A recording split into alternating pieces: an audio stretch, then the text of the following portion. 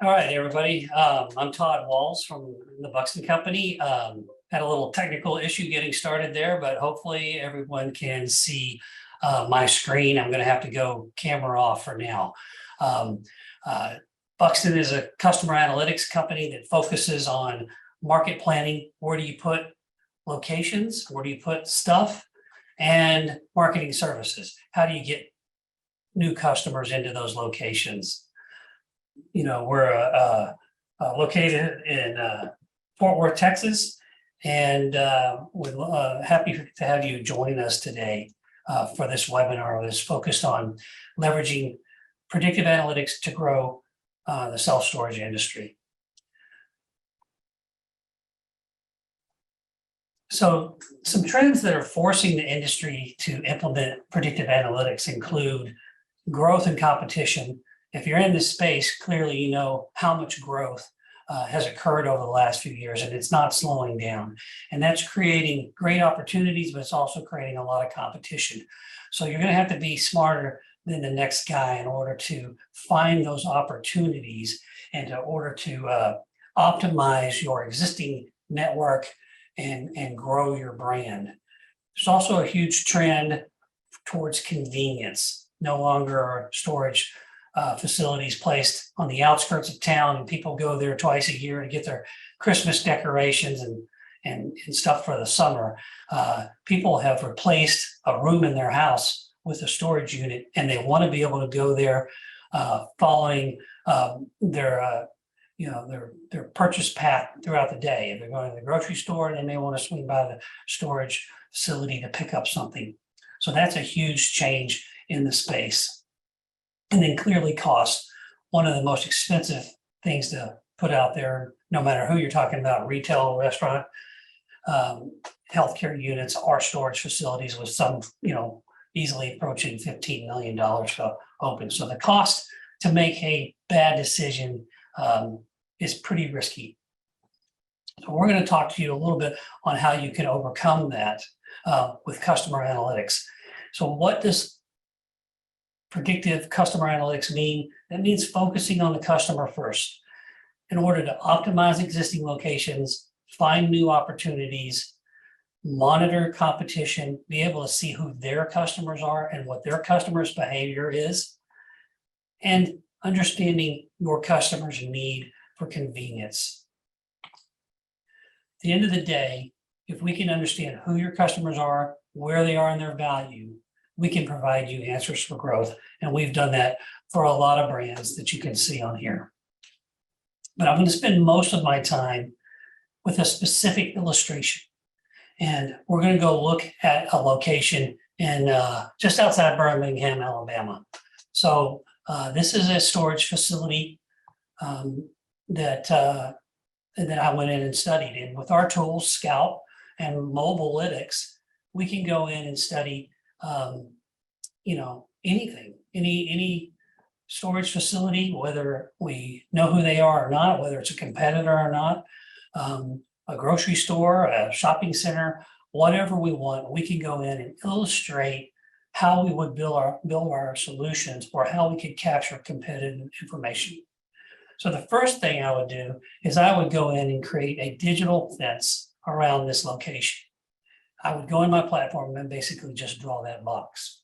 From there, I would capture mobile devices that entered that digital fence. So somebody comes to the facility, they have a mobile device with them. That mobile device can ping. I capture that ping, that latitude, longitude, and then I can follow that mobile device on its journey throughout the day. And I can trace it back to where it sleeps at night, where it works during the day, where it shops, and where it plays. And so once I know that that mobile device belongs to that household, I can go track all of the mobile devices that I can back to a household level and map them and scout. So each one of those yellow dots is a customer of that storage facility and trust fund. From there, we can begin to understand trade area. So trade area size is important in order to understand your draw, where your customers are coming from, and other opportunities in the market. So for example, my Mobilytics report that tracks those Trustville customers tells me how far they're coming. So about a little over 20% of them are coming from within 1 mile. And out to 73% of them are within 9 miles of my facility. So one of the trends that's been happening is this convenience trend, this trend towards being closer to your customer. You can see that happening here. Before you'd see, large trade areas because the facilities were far away out here, 16 miles away, forcing somebody to drive to the edge of town to use a storage facility. Today, we're seeing that shrink and become closer to 6 miles or about less than 10 to 12 minutes on average. And even though this facility is out to 9 miles or about 18 minutes, that trend is really collapsing because of the amount of competition that's out there and this need for convenience. So if I take this information and push this back into Scout, which is my market planning platform, I can now see the trade area that is represented with this green polygon right here. This is where most of my customer comes from. Most of my customer values coming within this 18-minute drive time trade area. And we use drive times exclusively because drive times reflect how people think. It's all about convenience. Simple rings or doing zip codes don't really reflect your customer's behavior. What does is the time it takes them to go somewhere, and convenience is key. So let's talk about this from a perspective of expansion for a minute. What if I want to put another location? I love this facility in Trustville, and I want to put another location somewhere in Birmingham, Alabama. So how do I find more lookalike customers, people that look like those yellow dots? Well, the first thing I need to do is mull through all of the households that are there. I need to understand who they are. And every one of those gray dots is a household. That's the noise that you need to get through in order to figure out where are there more customers that look like my best customers, the customers that are the subset of those yellow right there. So today, some of you out there, have a pretty good overview of which types of customers are above average.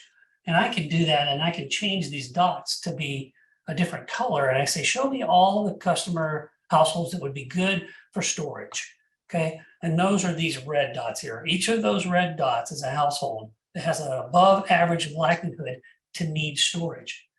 That's a good first step because I can start eliminating some of the noise, which, for example, are all these gray dots. I can get rid of those and start to focus on those types of people that need storage services.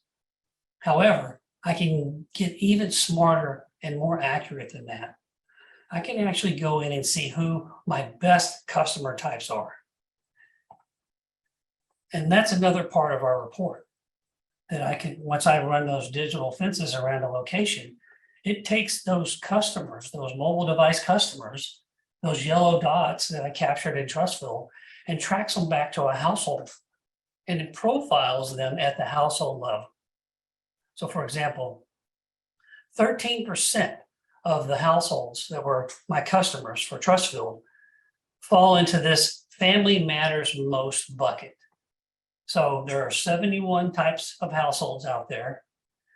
Family matters most represents 13% of my customer file, and they're 4 times as likely to be a good customer for me. So the red dots are above average. They're 1.2 times more likely, or 20% more likely. These are 4 times, 400 times, 400x% higher likelihood to be a customer. So I'd rather focus on these than just the ones that are just barely above average, okay? So what I can do with this is I'll move this out of the way, and I will highlight only those households that are family matters most households. And those are these dark dots in here. Let me get rid of everyone else and just show you the one type of household that is one of my best, represents 13% of my customers, 4 times more likely to be a customer than an average household. Now I can, if you notice, there are some of these households that are just outside the trade area. I have the name and address of those households, so we could put a marketing campaign together to try to bring them into this facility. I have email addresses on about half of them, so I can email them and try to bring them in this facility.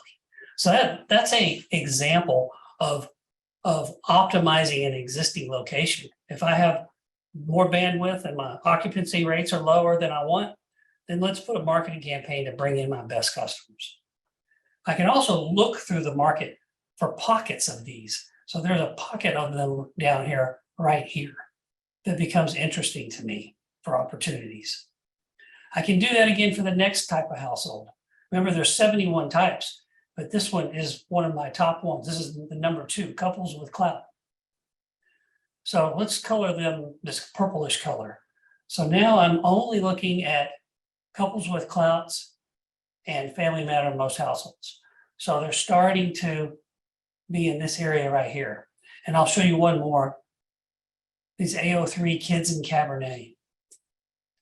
You can see that they're really clustered in this area right here. So instead of focusing on all households or a subset of those that have above average likelihood just to need general storage, I'm now focusing on the best customers for me. I'm the trustful location. I understand those customers. I want more like them. Now I can see that I have a lot more lookalikes right here. This starts to begin the process of identifying additional opportunities. So we talked about, this trend towards convenience, co-tenants being closer to your customer. Where else do they go? Well, I can track those mobile devices on their journey throughout the day.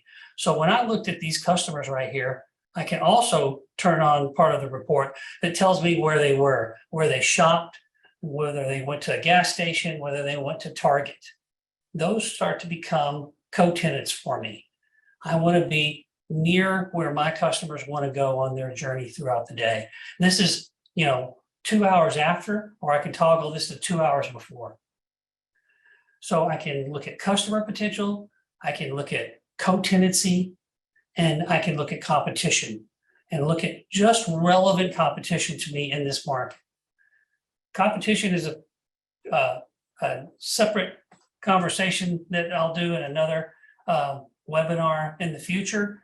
But just know that understanding customer potential, that's who, where, value, co-tenants before and after, and competitive pressure allows me to go in and identify opportunities in our platform. These opportunities, in this case, shows one additional opportunity in the market that doesn't cannibalize with my existing location and has a great deal of customer potential for me. We can run these models all across the country and identify how many locations you could support in Alabama or that south, east, or anywhere across the US.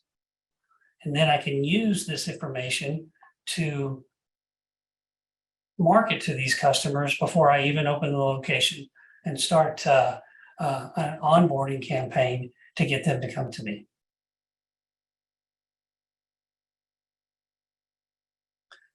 So to recap, predictive analytics will help you in this high growth competitive market and understand, what's changing, who your customers are, and how to optimize existing growth. So that's the first thing. Who are your customers? How far are they coming? How do you get new ones in there? How far should you market? What's their trade area size? Finding new opportunities. So that illustration that I just walked you through, how do I find lookalikes more like them? Understanding competitive intelligence. Because I can take this tool and put a digital fence around anything, I can go in and look at my competitors and see who their customers are, where their customers like to go before and after, how far they're pulling, I could use that for acquisition. I could compare my competitors' customers to my customers to see if they're similar. That'd be very important in an acquisition analysis. That's my brief webinar for the day. I'm going to take a couple of questions. Here's a question. Somebody says, how many locations do I need to make this a viable solution? You know, you don't have to have any. So the process can begin by studying a brand and their locations and what's driving their performance, and we can build a tool that will mirror that. Now, if you have your own locations, then I can study your exact customer data. And in fact, you know, I would probably want to pull your data in and understand, you know, lifetime value of the customer, you know, what they're buying. Are they buying 20 by 20s? Are they using RV or boat storage? In order to understand that who we're value piece, you know, bringing your data to the table actually helps a lot with that value piece. I have another question. How far back can you capture a competitor's customer data? Our mobile system will go back to January of 2019. So basically 4 years of data, and as recently as the last 48 hours. So there's a 48-hour lag. So I could set Mobalytics report to start 2 days ago and go back 12 months, 24 months, etc.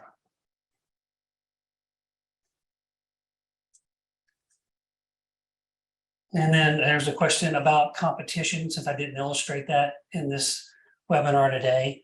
You know, the important thing about competition is to analyze relevant competition. I know the industry tends to look at, you know, square footage per population, and that's fine.